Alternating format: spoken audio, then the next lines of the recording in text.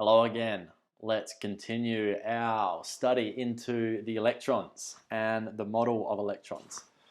Today we're going to look at filling atomic orbitals and electronic configuration, where our lesson objective is to understand how electrons fill orbitals and to determine subshell electronic configuration for given atoms and ions.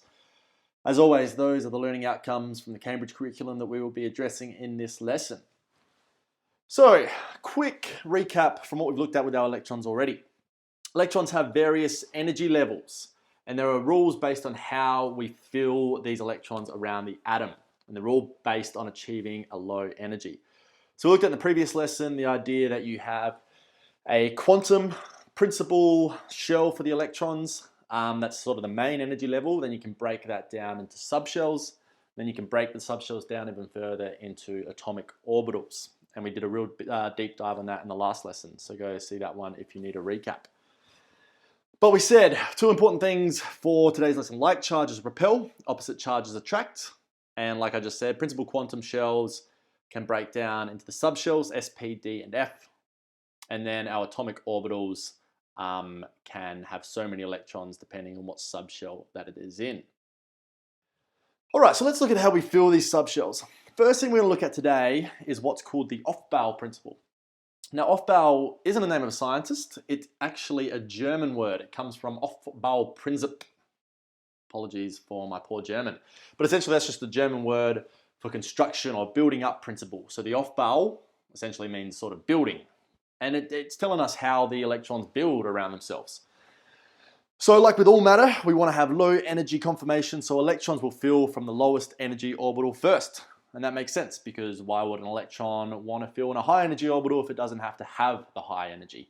Remember that the closer to the nucleus it is, the more stabilized it is, the more stabilized, the lower the energy. So our electrons are going to want to fill to those shells that are closest to the nucleus first.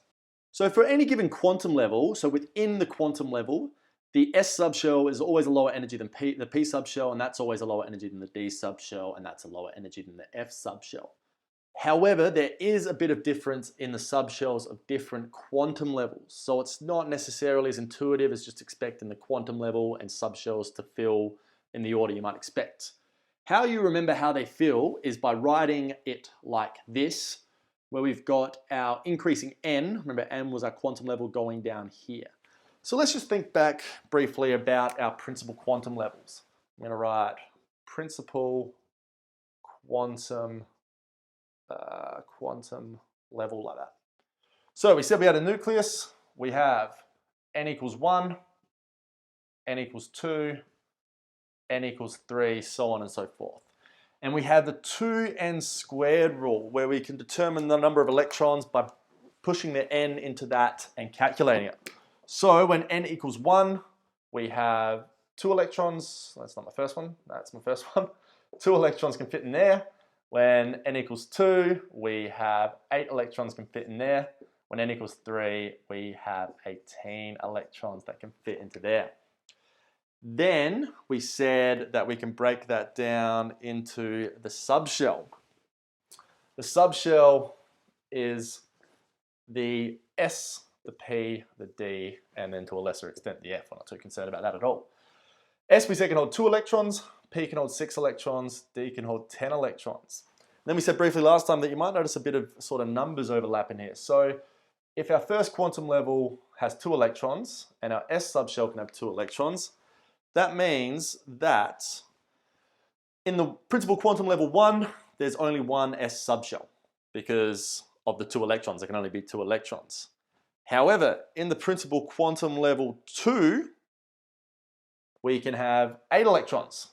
And you might notice here that 2 plus 6 is going to equal 8.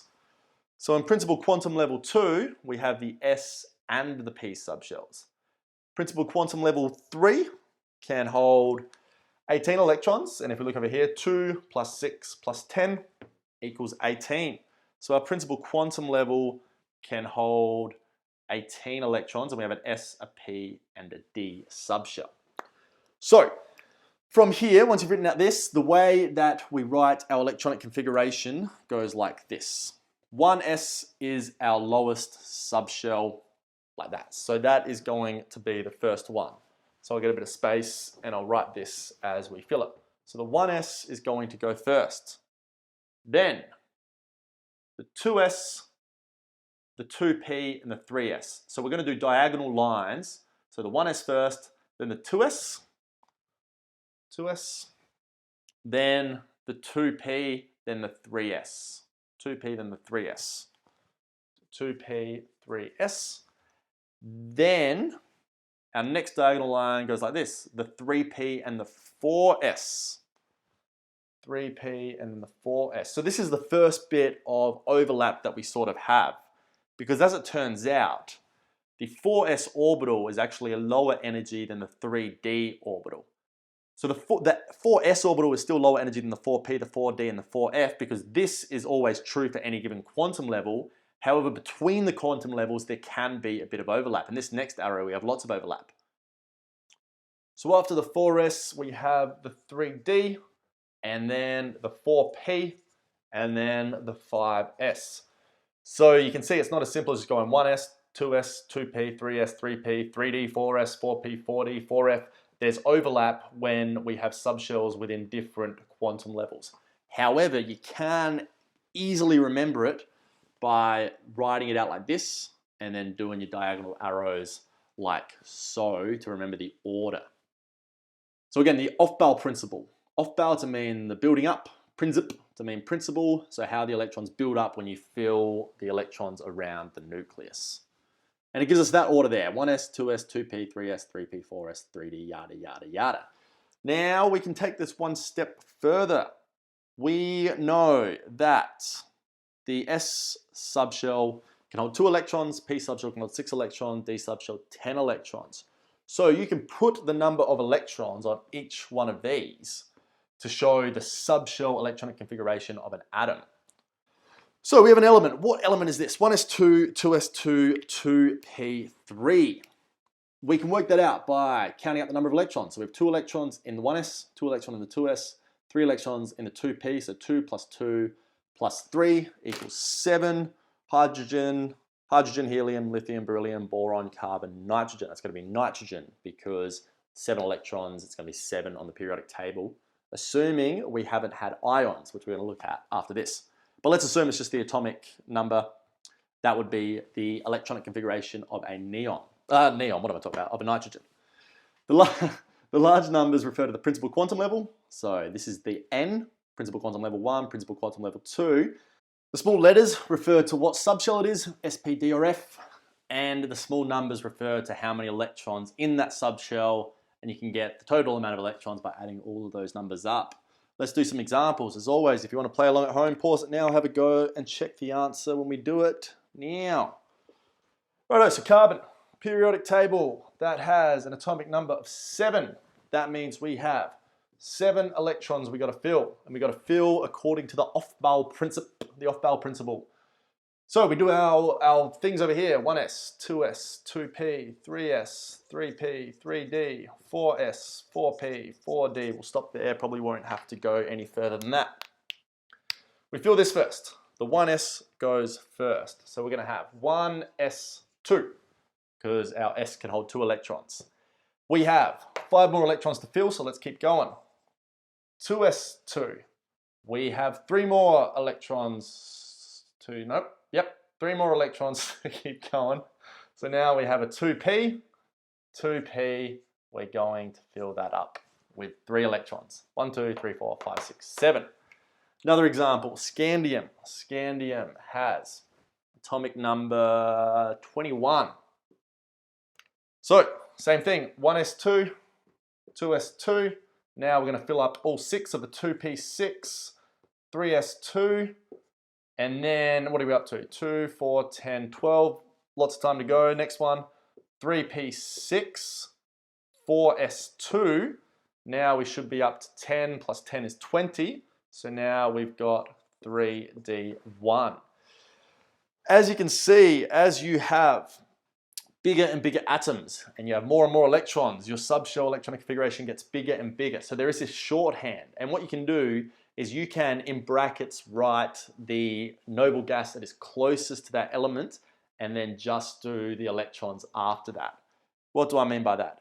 In the case of scandium, our closest element of the noble gases is argon. So we can just put this in brackets and we say all of argon's noble gas configuration is assumed, and we'll just pick up from there, 4s2, 3d1 like that. I'll do another example so that makes a bit more sense. The last one we have there is gallium. Gallium is 31. So I go 31 gallium. Instead of writing all this out, I'm just going to go the nearest noble gas, which is argon. So I'll do that in brackets. That's telling me that it's got argon's electronic configuration, which takes us up to how many electrons? 18 electrons. So from 18 electrons, we've got to fill up. So then we go 4s2, 3d10, and finally 4p1. That should equal 18 plus 2 is 20, 30, 31. That is the electronic subshell configuration of gallium. All right, hopefully we're still all following along. So we have a shorthand electron configuration where we have the nearest noble gas. Let's talk a bit more about ions. Ions is something that we've touched on, but we haven't really talked about how they form or what they are or what they hope to achieve. So ions are atoms that have gained or lost electrons, and you can either lose electrons to become a positively charged cation or gain electrons to become a negatively charged anion. Why are we doing this? Well, why does anything happen in chemistry? To have a lower energy conformation. And this is true in the case of atoms because having a full valence electron shell has a low energy. So this word valence just sort of means outer, the outermost electron shell. Having that full is having 8 electrons. So the octet rule, oct being a prefix for 8, as in an octagon or an octopus. This model, like with all models, we've talked a little bit about modeling, and models have limitations. In this case, the octet rule, the bigger the atom becomes, the more this octet rule idea of having 8 full electrons as a stable configuration falls apart a bit. But for our smaller ones, it's definitely something that's very true. So why 8? Why is the octet rule with 8 electrons and not 7 or 6 or 5 or 9 or 15 electrons? So this is when all the orbitals are full. And it turns out this is a low energy state that this system can be in. Remember, everything wants to exist in low energy. Nothing likes having high energy. So the closer to 8, the more reactive it is, because the closer it is to having that full low energy state. So this sort of becomes a bit of a, when we talk about 8 electrons as being stable, people want to know, why is it 8? It becomes a bit more of an epistemological question. It's kind of, well, it's 8 electrons because it's observed to be stable when there's 8 electrons. That's just what it is. And I think a good analogy is music. We did a bit of an analogy to music last time. And in the same way that you have a scale that has 8 notes, 1, 2, 3, 4, 5, 6, 7, 8, and it happens that 8, that's a nice stable, as you can hear, nice stable harmonious existence to be in. If you change that to 7, unharmonious, it very much wants to resolve to that, doesn't it? If you change that to, 2, 1, 2, very unharmonious, it very much wants to go down. So you can think of it in terms of the musical scale. It just happens that when you get to 8, that's your nice stable conformation. And when we talk about this idea that the closer to the 8, the more reactive it is, that the music's another good analogy here as well. Because if you have your really reactive elements, you think your group 1 and your group 2, they're very close to having a full octet. So things like sodium and potassium, I mean, sodium's so violent that it's so reactive that it explodes violently with water. So you can think of sodium having 1 electron. It's very close to just going down to that 1. So it's got this real dissonant sort of, and it's just dying and just resolved down like that. Same thing at the other end. You got something like chlorine, which is super reactive. Chlorine's that's your 7. That's it when you got 1, 2, 3, 4, 5, 6, 7. It's got 7 electrons. It's so close to having that last electron. It just wants to resolve up to the. That's the sodium. That's the chlorine at the 7, and then it resolves up to that full octet. So that's why you get something like sodium, which explodes in water. Chlorine, which is chlorine gas can kill you very easily. but put them together, you get sodium chloride, that nice, they've both got octets. It's something you sprinkle on your chippies to make them tasty. So you can think about that for the ones that are in the middle as well. So one electron, very reactive, wants to get rid of it. Two electrons, still very dissonant, still wants to get rid of those two electrons. But when you start to get up to three, all of a sudden, I mean, it's not as harmonious as an octave. It's not as harmonious as having 8 electrons, but that's all right. We can live with that. 3s, it's not as reactive. 4, not as reactive. 5, not as reactive. But then you get up to 6, oh, it's starting to get a little bit dissonant again, isn't it? It's starting to want to resolve, and then you get up to that 7 where it's really reactive, wants to get that 8, and it resolves up to that 7, that full octet rule.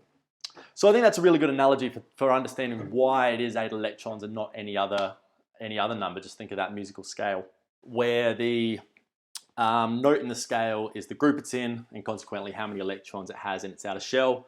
8, nice and harmonious. Rightio, let's look at some electronic configuration of ions. Magnesium 2+. All right, let's flip over to the whiteboard here. First thing, let's see where magnesium is on the periodic table. If I get my periodic table up, magnesium number 12, group 2. So that's one of our real dissonant notes. It's got 2 electrons in its outermost shell. It's very close to having a full octet by getting rid of those 2 electrons. So we've got that real dissonant noise if you play back those guitar notes. So we have a magnesium 2+. Magnesium has an atomic number of, what did I just say, 12. So let's fill it in. We could draw out our things over here if you were still learning it that way. Otherwise, we'll just fill it in. 1s2, we got 10 left. 2s2, we got 8 left. 2p6, we have, that's 10, and then we would have 3s2. Well, that would be regular magnesium. However, our magnesium ion has lost the 2 electrons because it's 2+, so the magnesium ion would have an electronic configuration of that, which, no coincidence, is the same as the electronic configuration of neon, which is a noble gas, which we know is very stable. That's a full octave. Very happy to exist like that octave as opposed to sitting on that 2 notes out of the octave. Lovely. Some more rules we have to know. Filling orbitals. So we've talked about how we fill the energy levels. Now let's talk about how we fill the orbitals within the energy levels. So old mate, Wolfgang Pauli, awesome name. He came up with this principle called the Pauli exclusion principle. We said before, orbitals can hold 2 electrons each. They can also hold just 1 electron. And we've also said before that electrons repel each other because they both have a negative charge. Negative charges repel each other. So those electrons aren't going to want to be too close to each other because that's going to repel them.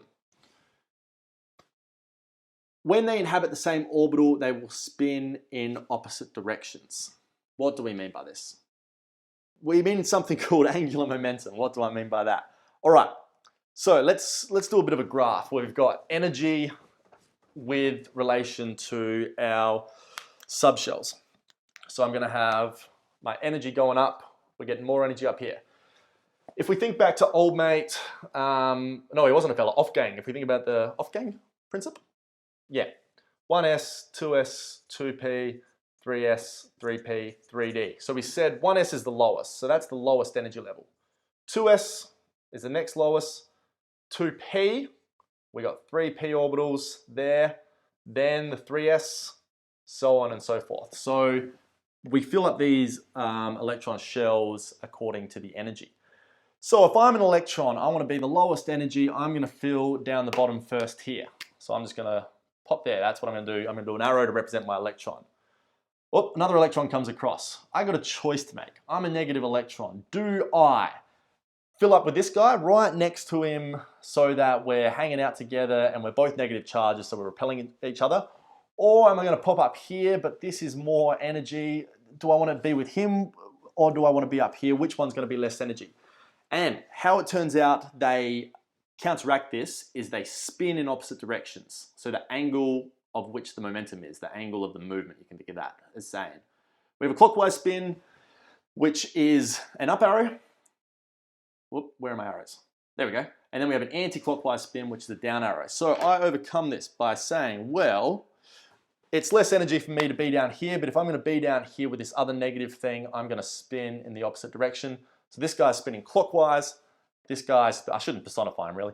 this electron spinning clockwise, this electron spinning anti-clockwise.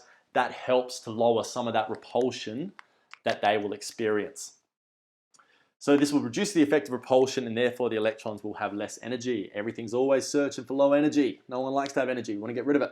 So when we fill an orbital, one electron, and then if the electron has to fill the same orbital, it will do the opposite spin like that. Example of boron. Boron atomic number 5. All right, boron atom comes along. We've got 5 electrons. So we're going to have 1s2, 2s2, 2p1. So these 2 electrons fill the 1s subshell, first electron, and then the second electron with the opposite spin to lower that repulsion. Now we get up to the second principal quantum level. The s subshell is lower energy than the p subshell, so we fill the s subshell first. 2 electrons, first electron spins that way.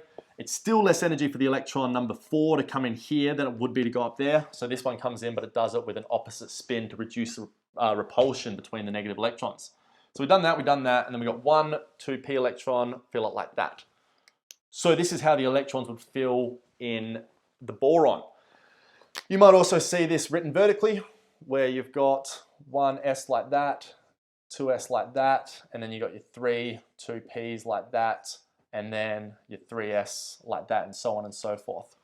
Both valid. I tend to like to write it upwards, but you could do it like this as well to show the stacking of electrons in boron. So old mate Wolfgang Pauli said that, and we're all still listening to him however many years later. Oh, new mate comes along, Hund. Mr. Friedrich Hund, a German physicist. He came up with another rule that said electrons will occupy orbitals singularly, or singly. Singly, is that a word? Singularly where possible.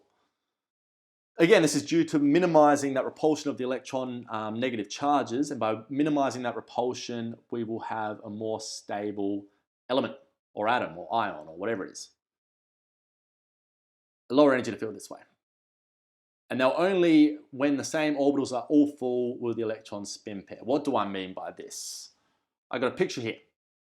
Picture of a bus. You get on a bus that's got 7 people on it, but it's got 15 seats on it. Are you going to go and sit in the seat right next to the person who's already on there straight away? No, of course not. That's a weird thing to do. You're going to sit on the empty seat first, and then when someone comes on after you, you're going to sit in the next empty seat. Next person after that, etc., etc. It's only once the bus is full, as in there's no more empty seats, are you going to be like, well, okay, I'm going to sit down next to someone in the seat because that's less energy than standing. So once the bus is half full, as in all the seats are taken up with one person, then people will start to sit next to other people that they, don't really want to sit next to. So, in this analogy, the subshell is the bus, the orbitals are the row. So it's lower energy to spin pair than to stack in a higher energy subshell quantum level. What do I mean by that? Let's consider an element such as fluorine. Fluorine is atomic number 9. Where's my black pen? There it is. So fluorine number 9. What am I doing the 9 there for? Do the 9 over there. Fluorine 9. So let's write out our subshell electronic configuration. 1s2, 2s2, 2p5, like that. So the electrons getting on the bus. First person on the bus, he's a happy chappy. He's got the lowest energy seat, one person, no one's sitting there. They are going to sit by themselves. 1s2 electron comes on. Well, he doesn't want to sit there, that's more energy. So they are going to sit with the opposite spin there like that. Cool, we've done that. 2s2, they come on. The second 2s electron is going to want to spin in the opposite direction. I'm doing all my symbols really weird today. Like that. Now we get up to the p. We got 5 p electrons. So the first one sits in the empty seat by themselves. The next electron, she comes along. It doesn't want to sit directly next to that person. That's a weird thing to do. So they're going to sit in the empty seat behind them. Then the next electron, we got 5 that are going into this p row. They are going to sit in the empty one like that. Hund said that the electrons will occupy orbitals singly where possible. Again, this minimizes the negative charge repulsion between the electrons in the same subshell. We still got 2 more electrons now. At this point, the electron goes, oh, I'm on the bus. I'm not going to stand up on the bus. I've had a long day at work. I'm tired. What I'm going to do is I'm going to sit next to this person, but with the opposite spin. So it's only once the orbitals are half full, that all the orbitals are half full, that they'll begin to coexist in the same orbital like that. So if you're good, if analogies help you learn, you can think of old mate Hund getting on his bus. Lower energy to spin pair than to stack in a higher subshell or quantum level. A really neat thing about the subshells is that they are reflected in different sections on the periodic table. Now, the amount of information you get off the periodic table, as you'll see as we go throughout this course, it's so deceiving how much information this thing can hold, and you just learn more and more ways to read it and interpret it, and it's really cool and really fun. So here's something new about the periodic table. If you were to write out the subshell electronic configuration of every single element, what you would notice is that all of these ones over here, and also helium, has S as their outermost subshell.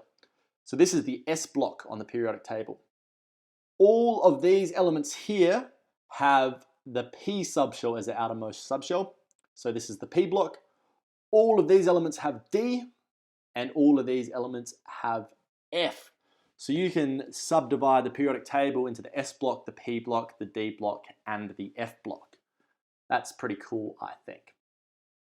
Let's look at the last thing that we're going to cover today, which is the ions of transition metals. Transition metals can have a number of oxidation states. That means the charge they can have, the ions, the cations that they'll form, such as iron 2+, iron 3+, copper 2+, copper 3+. Some things can have 5 or 6 different oxidation states. And up until now, you've probably just been told that that's just the way it is, and that they'll most often have 2+. We can explain this using the subshells that they have. So our transition metals are this block here in the periodic table. That one there is our transition metals. And what you notice is these all have D as their outermost electron subshell. They're in the D block. The D subshell is very big. And I said before that the octet rule, the model starts to fall apart as the atoms become bigger and bigger. And this is where we start to see that a little bit. The octet rule model starts to fall apart the further from the nucleus the electrons are. It's all because they're held less tightly because the radius, the distance from the nucleus, is increased. So that's why this D subshell allows them to sort of have a various number of oxidation states. However, they mostly still form 2+ ions. Why? Let's write out the shorthand electronic configuration for the first 10 of the D block. So the nearest most noble gas is argon. So I'm going to start with scandium. Has argon 4s2 3d1. Then I'm going to go titanium is going to be argon 4s2 3d2. Then we have vanadium. Let's get the chrome there. Am I going to run out of space? No. Okay, I'm going to do this a little bit shorthand to save time, but these all have brackets AR there, like so. Vanadium's going to have 4s2, 3d3. I'm going to skip chromium for a second for reasons that you'll find out in a moment. This is going to have 4s2, 3d5, 4s2, 3d6, 4s2, 3d7, 4s2, 3d8. I'm going to skip copper for the same reason that I skipped chromium. All is going to be revealed in just a moment. And then zinc's going to be 4s2, 3d10. So why do they most often form a 2+ ion? And the reason is they've all got these 4s2 electrons there that they can get rid of. And it's quite easy to get rid of them. If we consider how I drew these energy diagram before, where we had energy up there, we have the 1s, 2s, 2p, 3s, 3p, 4s, and then the 3d. What we see is that the 4s and the 3d, these are actually very, very, very close in terms of their energy. So it's very easy for electrons to sort of move between these two subshells. So what that means is that the 3D might be the outermost shell, but it's not actually that more far out than the 4s's. So these can get rid of the 4s2 electrons quite easily and still keep the 3d electrons. So that's why they most often make this 2+ ion, because they'll lose these 4s2 electrons. So the reason why they can exist in a number of oxidation state is because depending on how many 3d electrons they have, they can form another different amount of ions. And then because we're a little bit further away from the nucleus, that octet rule we're not playing as hard and fast with that octet rule as we are with the smaller atoms. So this chromium and copper have slight exceptions, because it turns out the same way that we have a completely full shell or subshell as being something that's quite stable, it turns out that half-filled subshells are also, they're not as stable, but they're also still quite stable. So to go back to our analogy before, where we had the octave, 1, 2, 3, 4, 5, 6, 7, 8, that's perfectly balanced. If we put 1, 2, 3, 4, if we put half the amount in, that's also very balanced. It's not as balanced as that, but it turns out it's a stable conformation having a half full. So that's the full, that's the half full. It's still a stable way for the electrons to stack. So what we see when we fill the chromium and copper subshells is not what you might expect if we were following this pattern where you would have 4s2, 3d4. We don't see that at all. What we see is 4s1, 3d5, because that allows us to have two half-filled subshells, which it turns out are stable. So it would rather exist like that. Let's have a look at a diagram of that. So if we had chromium, where we've got all of our electrons stacking through our rules, they're going to stack like that. When we get up here, and I've got these 6 electrons left, if I put 1 there and then 5 here, I've got a half-full S subshell and I've got a half-full D subshell, and that is a stable conformation because half-filled subshells or shells are stable. We see the same thing with copper. If you were going to follow this pattern down, you'd expect to see 4s2, 3d9, but instead we see 4s1, 3d10, because it allows us to have half full and a full subshell that would look like this. If I keep stacking from here, instead of filling the 4s2 and then 4 there, I can put 1, 2, 3, 4, 5 there, and then I've got a full 3d subshell, a half full 4s subshell. That is a stable way for the atom to exist. The energy of the 4s and 3d orbitals overlap a bit, so it's easy to promote an electron between these energy levels. So that's what I was saying here. Similar energy levels, the electrons can move between them quite simply. Excellent, that finishes today's lesson. What have we done? We have stated the electronic configuration of atoms and ions given the proton number and charge using the convention 1s2, 2s2, 2p6, etc. Those are some tasks you can do for this lesson. If you want to consolidate your understandings, you can pause those and have a go. Thanks for your time. I will see you on the next one.